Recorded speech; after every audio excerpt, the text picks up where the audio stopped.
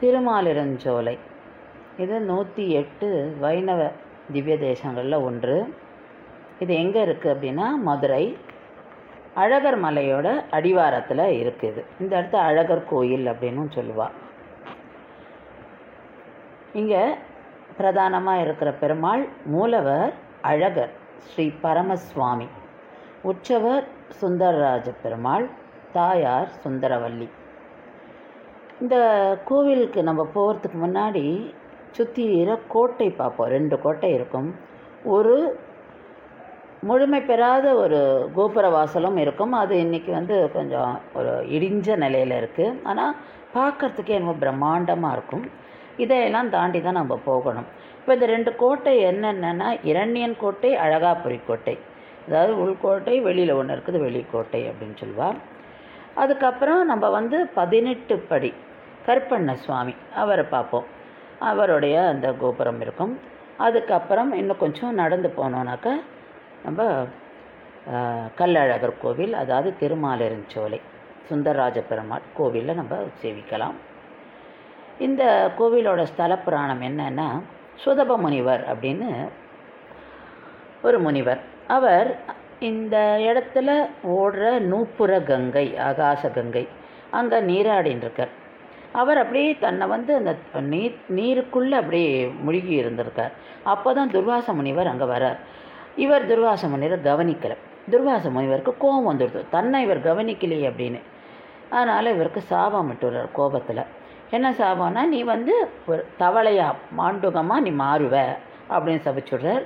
அப்புறம் இவர் அதை கேட்டுட்டு மன்னிச்சுக்கோங்க அப்படின்னு சொல்லிட்டு அவருடைய மன்னிப்பு கேட்குறார் அவர்கிட்ட. இப்போ அவர் சொல்கிறார், இல்லை நான் சாபம் கொடுத்துட்டு என்னால் திருப்பி வாங்க முடியாது.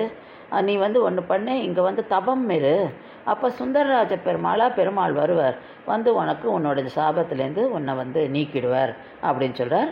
அதனால் அந்த தவளை உருவிலேயே வைகை கரையில் தவம் இருக்கார் இவர், இந்த முனிவர். ரொம்ப நாள் தவம் இருக்கார். அதுக்கப்புறம் பெருமாள் சுந்தரராஜ பெருமாளாக இவருக்கு காட்சி அளித்து இவருக்கு அந்த சாப விமோச்சனம் கொடுக்குறார். இந்த இடத்துக்கு பேர் திருமாலிருஞ்சோலை. அதனால தான் பெருமாளே அழகர் திருமாலிருஞ்சோலை நம்பி அப்படின்லாம் இவருக்கு உண்டு, சுந்தரராஜ பெருமாள் அந்த பேரெல்லாம். இப்போ நம்ம கோவிலுக்குள்ளே போனோன்னாக்கா மூலவர் சன்னதி சேவிப்போம். மூலவர் சன்னதியில் பெருமாள், தாயார் எல்லாம் இருப்பா, ஸ்ரீதேவி, பூதேவி எல்லாரையுமே நம்ம சேவிக்கலாம். பெருமாள் சன்னதிக்கு பின்னாடி பார்த்தோன்னாக்கா ஜுவாலா யோக நரசிம்மர் இருக்கார். இவர் உக்ரக நரசிம்மர். இவரோட உக்ரகத்தை தணிப்பதற்காக இவருக்கு நூப்புர கங்கையிலேருந்து ஜலம் கொண்டு வருவார். தயிர், வெண்ணெய், தேன் இதெல்லாம் கொண்டு திருமஞ்சனம் பண்ணுவார் தினப்படி. இங்கே நம்ம பார்த்தோன்னாக்கா அதுக்கு மேலே கூட அந்த சன்னதிக்கு மேலே ஒரு வென்டிலேஷன் ஒன்று இருக்கும். அதாவது ஒரு ஜன்னல் மாதிரி ஓப்பன் இது வரும். அது எதுக்குன்னா இவருடைய அந்த உக்ரகத்தை தணிப்பதுக்கு அப்படின்னு கூட சொல்கிறார். இன்னொன்று சக்கரத்தாழ்வார் சன்னதி இங்கே ரொம்ப விசேஷம். இங்கே சக்கரத்தாழ்வாருக்கு 16 கைகளும் அதில் 16 வித ஆயுதங்களோடு இவர் காட்சியளிக்கிறார். ஜுவாலா கேசத்தோடு காட்சியளிக்கிறார். இவரை சுற்றி நம்ம சுதர்சன பீஜாக்கார தேவதைகள் பிம்ப ரூபங்களோட காட்சியளிக்கிறார்கள். இவர் தான் இங்கே இருக்கிற மூலவரோட திருக்கைகளில் இருக்கிற சக்கரம், அதாவது பிரயோக சக்கரமாக இருக்கார். அதாவது ரெடியாக இருக்கார். எப்போ வேணாலும் பக்தர்கள் எது ஆபத்தினாலும் அதை யூஸ் பண்ணுறதுக்கு ரெடியாக இருக்கார். அதனால தான் இந்த பிரயோக சக்கரம். இங்கே ஆண்டாள் அமர்ந்த கோலத்தில் இங்கே காட்சி அளிக்கிறார். இந்த திவ்ய தேசத்தை மங்களாசாசனம் பண்ணவா பெரியாழ்வார் 24 பாசுரங்கள், ஆண்டாள் 11 பாசுரங்கள், பேராழ்வார் 1 பாசுரம், திருமங்கை ஆழ்வார் 33 பாசுரங்கள், பூதத்தாழ்வார் 3 பாசுரங்கள், நம்மாழ்வார் 36 பாசுரங்கள் பாடியிருக்கா. பெருமாள் இங்கே பஞ்சாயுதங்களுடன் காட்சியளிக்கிறார். துஷ்டர்களை அழிக்கிறதுக்காக எப்போதுமே தயார் நிலையில் இருக்கிற மாதிரி தான் கையில் இவர் பிரயோக சக்கரத்தை ஏந்தியிருக்கார். இங்கே இருக்கிற உற்சவர் மூர்த்தி ரொம்ப விசேஷம். என்னன்னா, அபரஞ்சி என்ற தேவலோக தங்கத்தினால் இவர் இந்த உற்சவ மூர்த்தி பண்ணப்பட்டிருக்கிறார். மூலவருக்கு 3 ஆண்டுகளுக்கு ஒரு தடவை தைலக்காப்பு சாத்தப்படுறது. 6 மாதங்கள் தைலக்காப்போட பெருமாள் காட்சி அளிக்கிறார். அதாவது தை அமாவாசையிலேருந்து ஆடி அமாவாசை முடிய நம்ம அப்போ அந்த சமயத்தில் கோவிலுக்கு போனோன்னா பெருமாளோட திருமுகத்தையும் திருவடியும் தான் தரிசிக்க முடியும். ஏன்னா ஒரு திரை மாதிரி போட்டுவிடுவா. உற்சவருக்கு அந்த அப்பரஞ்சி என்ற தேவலோக தங்கம், அதாவது அது அவ்வளோ ஒரு வசதியான தங்கமாக, அதால் தான் உற்சவர் அவரோட திருமேனி இருக்குது. அந்த அந்த தங்கத்தினால் ஆன திருமேனி. அவருக்கு என்ன பண்ணுவா அப்படின்னா, அந்த நூப்புர கங்கை நூப்புர கங்கையிலேருந்து தான் தீர்த்தம் கொண்டு வருவாள். அந்த தீர்த்தத்தினால மட்டும்தான் உற்சவருக்கு திருமஞ்சனம். அதில் என்ன ஒரு பிலீஃப் அப்படின்னா, அந்த வேறு ஏதாவது ஜலம் கொண்டு வந்து திருமஞ்சனம் பண்ணால் பெருமாளோட திருமேனி கருப்பாயிடுமா. அதனால் இங்கே இன்னும் ஒரு பழக்கம் வேறு இருக்குது. இந்த நூப்புர கங்கையிலேருந்து ஜலம் கொண்டு அங்கே 18 படி கருப்பண்ண சாமி, அவர் தான் இங்கே காவல் தெய்வம் பெருமாளுக்கு, அங்கே எடுத்துன்னு போய் வைப்பாளாம். அப்போ கருப்பண்ண சாமி அது என்ன ஐதீகம்னா, அவர் செக் பண்ணுவார். அவர் அந்த நூப்புர கங்கையிலேருந்து தான் கொண்டுதா அப்படின்னு சொல்லி செக் பண்ணுவாராம். அதுக்கப்புறம்தான் அவர் அந்த தீர்த்தத்தையே உள்ள பெருமாளுக்கு திருமஞ்சனத்துக்கு கொண்டு வருவாளாம். அந்த பழக்கமும் இன்னும் இங்கே இருக்குது.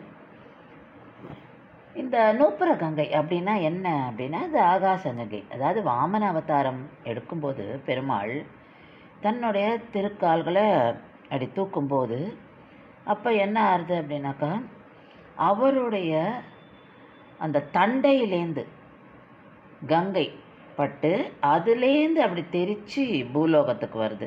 அதுதான் இங்கே நூப்புர கங்கை, ஆகாச கங்கை அப்படின்னு சொல்லுவாள். ஸோ பெருமாளுடைய தண்டையிலேருந்து அந்த ஜலம் உழருது பூலோகத்தில். ஸோ இந்த நூப்புர கங்கை அவ்வளோ விசேஷம். இந்த திவ்ய தேசம் ரொம்ப பழமையானது அப்படின்றதுக்கு என்ன சாட்சினா, இது வராக புராணத்திலும் வாமன புராணம் இந்த மாதிரி இந்த புராணங்களெல்லாம் இதை பற்றி, இந்த இடத்த பற்றி, திருமாலிருஞ்சோலை அழகர் கோவிலை பற்றி சொல்லப்பட்டிருக்கு. இங்கே பெருமாள் மலையத்வஜ பாண்டியனுக்கு காட்சி அளிக்கிறார். யமதர்மராஜரும் இங்கே தவம் இருந்து அவரும் சுந்தரராஜ பெருமாளை தரிசனம் அடைகிறார். ஆண்டாள் இங்கே பெருமாள் கிட்ட வேண்டிக்கிறார், 100 தடா அக்கார வடசலும் 100 தடா வெண்ணையும் நான் சமர்ப்பிக்கிறேன் உனக்கு அப்படின்றா. ஆனால் அதுக்குள்ளே அவள் ஸ்ரீரங்கம் பெரியாழ்வாரோட போய் பெருமாளோட அவள் சேர்ந்துடுறா. அதனால் அந்த பிரார்த்தனை பூர்த்தி ஆகலை. அப்போ பின்காலத்தில் ராமானுஜர் இங்கே பெருமாளில் மங்களாசாசனம் பண்ணிவிட்டு அப்பா அவருக்கு நாச்சியார் திருமொழியில் இந்த பாசுரம், நாரணரம் பொழில் மாலிரஞ்சோலை தம்பிக்கு நான் 100 தடாவில் வெண்ணெய் வாய் நேர்ந்து பராவி வைத்தேன், 100 தடா நிறைந்த அக்கார வடிசல் சொன்னேன், ஏறு திருவுடையான் என்று வந்திவை கொள்ளுங்களோ அப்படின்னு. இப்போ அதனால் ராமானுஜர் அப்படின்னு அந்த பிரார்த்தனை தான் நிறைவேற்றார். 100 தடா, அதாவது 100 பாத்திரம் வெண்ணையும் 100 பாத்திரத்தில் அக்கார வடிசலும் பெருமாளுக்கு சமர்ப்பிக்கிறார். அதனால தான் ஆண்டாள் இவரை கோவில் அண்ணா அப்படின்னு சொல்லி கூப்பிட்றா. இன்னொன்று இங்கே நடந்தது என்னன்னா, ராமானுஜர் திருநாராயணபுரத்தில் தங்கியிருந்த போது கூரத்தாழ்வான் இங்கே தங்கியிருக்கார். ஏன்னா கூரத்தாழ்வான் ஸ்ரீரங்கத்தில் இருக்கும்போது அந்த ராஜா என்ன பண்ணிடுறான், உங்களுக்கு அந்த கோவிலுக்கு யார் யாருக்கெல்லாம் கோவிலுக்குள்ளே வரணுன்றதோ அவள்லாம் எழுதி தரணும், இந்த மாதிரி நான் ராமானுஜர் சம்பந்தப்பட்டவன் இல்லை அப்படின்னு சொல்லி. ஆனால் இவருக்கு இஷ்டம் இல்லை அப்படி சொல்லி எழுதி கொடுக்க. எனக்கு அந்த மாதிரி வரவே வேண்டாம், நான் கோவிலுக்குள்ளேயே வரல அப்படின்னு சொல்லிட்டு அவர் திருமாலிருஞ்சோலையில் தங்கிடுறார். அங்கே கைங்கரம் பண்ணுறார். அப்போ அங்கே இருக்கச்சு தான் சுந்தர ராஜஸ்துவம்ன்ற நூலை எழுதுகிறார், அதாவது கிரந்தத்தை எழுதுகிறார். முகலாய படையெடுப்பு நடக்கிறது ஸ்ரீரங்கத்தில். அப்போ பெருமாளை காப்பாற்றுறா. அந்த பெருமாளை ஒரு இடத்துமா எடுத்துன்னு போகிறா அந்த உற்சவமூர்த்தியை. அப்போ இங்கேயுமே நிறைய திவ்ய தேசங்களுக்கு திரும்புகிறா. இங்கே ஒரு கிணத்துக்குள்ளே, அழகிய மணவாள பெருமாள் கிணறு, அதுக்குள்ளே நம்பெருமாளை வச்சு காப்பாற்றினா. திருமால் இரும் சோலை இது.